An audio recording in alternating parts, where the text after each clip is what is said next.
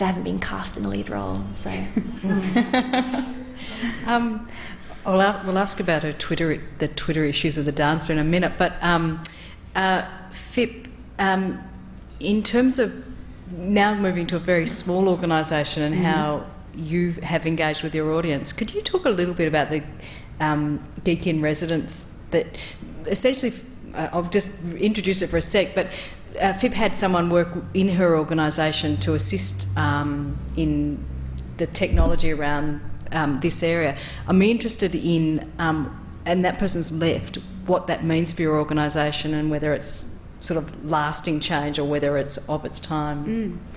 I was really thrilled actually when Westspace was selected as, we were selected as a host organisation for the Geek in Residence program. So essentially it was the first time it was run.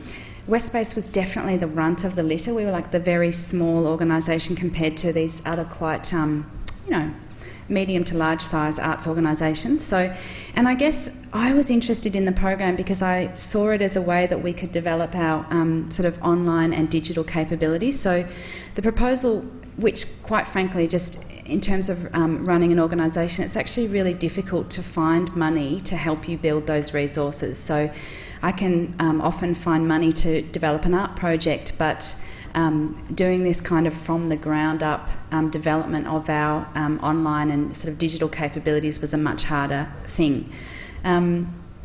So we had a geek. Our geek was a wonderful person called Lauren Brown, and she worked with us intensively for a couple of months. And she looked at Westspace and really did a kind of digital audit of it in a sense, and looked at who we were and what we were doing and what our needs were. So that was sort of one part of the program. And she really did do a sort of, you know, from the ground up redevelopment of our digital sort of infrastructure, which was also supported by the Australia Council. So it was partly about shifting Westspace from being really quite sort of inefficient in terms of its digital infrastructure, just because we just hadn't had the time or the money or the sort of know-how to sort of build a good system. So really it was a bit of a sort of digital revolution at Westspace. We went from very underperforming, inefficient, sort of stuck together with gaffer tape to, after Lauren had been in the organisation, to this actually quite efficient, highly performing, far more supportive system. So there was that aspect to it. And she also, I guess one of the big things that I really wanted to work on was the website.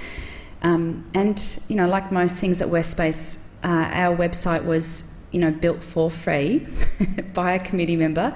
And it wasn't bad, it was just not